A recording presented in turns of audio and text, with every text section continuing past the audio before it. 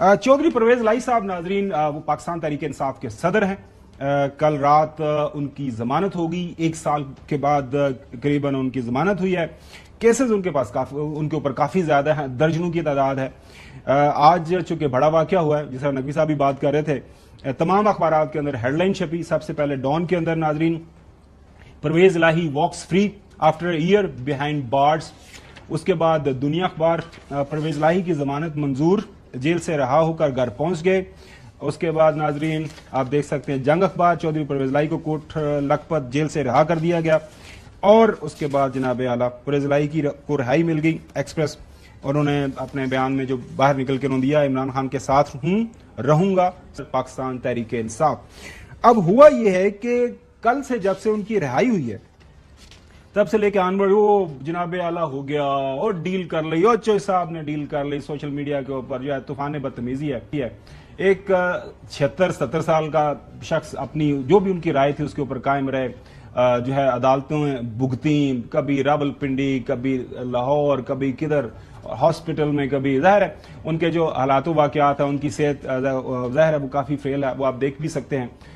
लेकिन ज़ाहिर है 1 साल के बाद आए हैं, वो 10 साल के बाद भी उनको जमानत मिलती तो कुछ यार लोगों ने यही कहना था वो डील करके आ गए। तो मेरे पास जो इतलात है कोई उसके ऊपर कोई डील वील नहीं है, और खबर जो अभी यही आ रही है कि आने वाले दिनों के अंदर जो बाकी भी इनके जो लीडरान है, खासतौर पर इसके ऊपर बाद में बात करेंगे, पाकिस्तान तहरीक इंसाफ के जो बाहर आ रहे हैं। सो फिर चौधरी साहब, हसन साहब, चौधरी परवेज इलाही साहब काबिल तारीफ तो है, वो अपना जो भी स्टैंड है उसके ऊपर आर्गूमेंट है, खड़े रहे, इसमें तो कोई दूसरी बुराई नहीं है।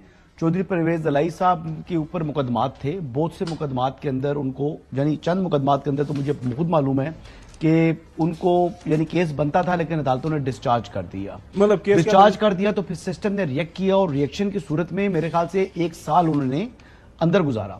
अब चौधरी परवेज इलाही साहब ने कोई कत्ल तो मर्डर तो किया नहीं था कि उनको ताहयात जेल के अंदर रखा जाए, एक जमानत तो हुई है। मेरी बात तो सुना, अब सवाल सुना, अब मैं आपका आर्गूमेंट आ गया, जब सिस्टम कहते हैं रिएक्ट किया जी, आप खुद कहते हैं उन्होंने कत्ल नहीं किया, फर्ज कर रहे हैं जो इल्जामात है जी फलाने ने भर्ती कर देता है, फलानी वो सड़क बना ली, फलाना अस्पताल बना देता। नहीं, आपको कुछ फायदा दिया था, एंटी करप्शन वाला केस बड़ा सॉलिड था, पंजाब एंटी करप्शन का केस, अनटिल वो प्रूवन गिल्टी तो तब होती है ना। सिस्टम ने रिएक्ट क्यों किया कि जब एक केस गया है उसमें डिस्चार्ज तो बनता नहीं है। उन्होंने जनाब जज साहब ने, वो जज साहब ने जो एंटी करप्शन कोर्ट के जज साहब थे, उन्होंने सुने सुनाए बगैर पहली ही हियरिंग पर यानी डिस्चार्ज ही कर दिया। अच्छा जी, डिस्चार्ज कर दिया। तो वो उस बात के ऊपर फिर आपको पता है कि सिस्टम के अंदर जो लोग होते हैं वो फिर कहते हैं कि यार ये तो सॉलिड केस है, फिर आप एमपीओ के तहत भी जाते हैं, नहीं तो फिर जाती, अगर उधर जाती हुई तो फिर वो इक्वलाइज की जाती है। तो ये चीज है कि अगर सहूलतकारी ना मिलती, मैं कहना ये चाह रहा हूं कि अगर इस किस्म की सहूलतकारी ना दी जाती बढ़ चढ़कर हमारी जो 6 महीने पहले तो वो हो सकता है कि वो चंद माह पहले बाहर आ जाते। लेकिन क्योंकि उनको सहूलतकारी दी गई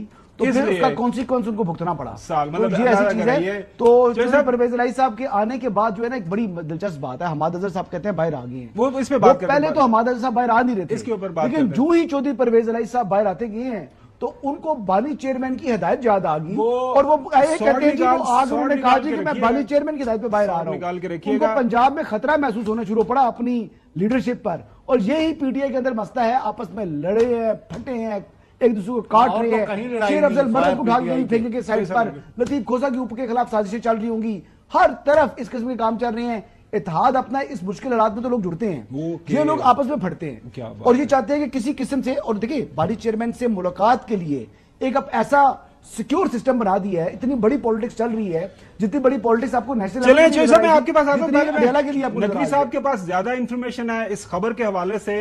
ये जो रिहाई हुई है इसके बाद क्या असरात पाकिस्तान के सियासी मंजरनामे के ऊपर, और खासतौर पर जो उनका थोड़ा बहुत इशारा है कि शायद एस्टैब्लिशमेंट के करीब जा रही है पाकिस्तान तहरीक इंसाफ। जी नकवी साहब, देखिए खबर तो नहीं है, लेकिन एक उम्मीद है कि परवरदिगार साहब बेहतर करे, चीजें बेहतर हो पाकिस्तान के लिए, क्योंकि अब बहुत ज्यादा हो गया। खुदा करे कि ये हालात बेहतर हो, दोनों तरफ से जो भी बहुत ज्यादा जो इख्तलाफात जिस हवाले से मीडिया पर बताए जाते रहे, सोशल मीडिया पर बताए जाते रहे, अब ये आहिस्ता आहिस्ता खत्म होना शुरू हो ताकि पाकिस्तान के हालात बेहतर हो। खबर कोई नहीं है, परवेज इलाही साहब गिरफ्तार थे, जो गिरफ्तार होता है उसने एक ना एक दिन छूटना ही होता है, और वो छूट गए बस। جی ناظرین، آج خبر یہ ہے کہ کل سائفر کیس کی جو ہے وہ ساری کی ساری ہیئرنگ کنکلوڈ ہو جائے گی، اور اگر وہ لگ یہی رہا ہے کہ جو بات ہوئی ہے میری کچھ رپورٹر سے چوئی صاحب کہ شام قریشی صاحب بھی شاید باہر آ جائیں، اس کے بعد ایک عدت کا کیس ہے وہ بھی شاید کل ہیئرنگ ہے، تو کیسز ویسے تو فارغ ہو رہے ہیں کیونکہ سارے جس بےہودہ انداز سے وہ بنے تھے اور جو ظاہر ہے کوئی ایویڈنس اس کے اندر تھا نہیں کیونکہ پروسیکیوشن وہاں پہ کچھ ثابت کر نہیں پا رہی۔ تو جو صاحب آپ چودھری پرویز الہی صاحب کی رہائی کس زاویے سے آپ دیکھتے ہیں؟ کیونکہ ظاہر ہے سن لیا آپ نے نقوی صاحب کو بھی، اور حسن ایوب صاحب کے پاس تو آپ کو پتا ہے پھر انفارمیشن کا پورا خزانہ ہے۔ جی جو صاحب،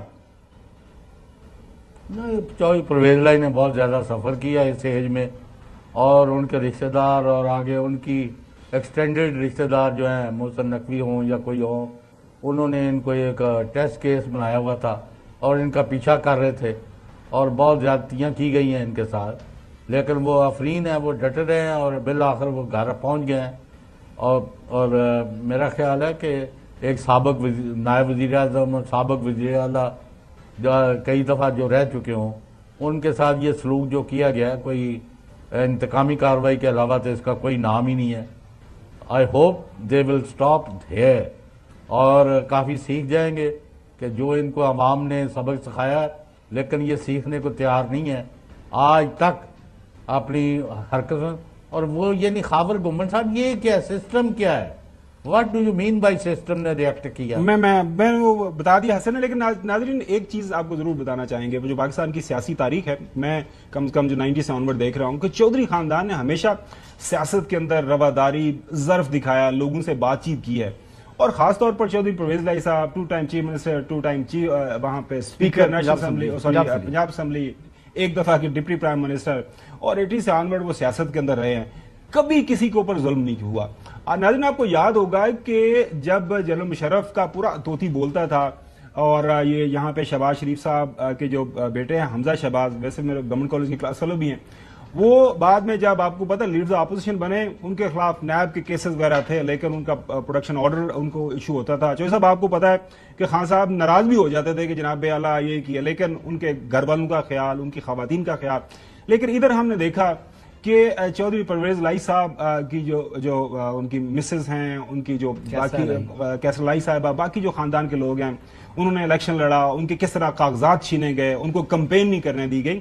تو پاکستان کا یہ سیاسی باب جو ہے نا، سیاہ باب، یہ بھی جو ہے یاد رکھنے کے لائق ہے۔ لیکن بالکل صحیح نقوی صاحب نے کہا، امید رکھنی چاہیے کہ پاکستان کے سیاسی حالات جو بہتری کی طرف جائیں، اور جب اس طرح کے لوگ ہیں، مریم نواز کی گرفتاری ہوئی ان کے والد کے سامنے، وہ بھی بہت جو ہے وہ سفید باب تھا میرے خیال سے، بالکل وہ سیاہ باب نہیں تھا، یہ سیاہ باب ہے۔ ٹھیک ہے، جائز بات ہے، آپ کے اپنے زاویہ ہے، والد کے سامنے بلا کر گرفتار کر دیا جائے، ٹھیک ہے، وہ سفید ہے، آپ کو یاد ہوگا جہاں اگر کاغذ چھین اچھا ویسے حضرت ایوب صاحب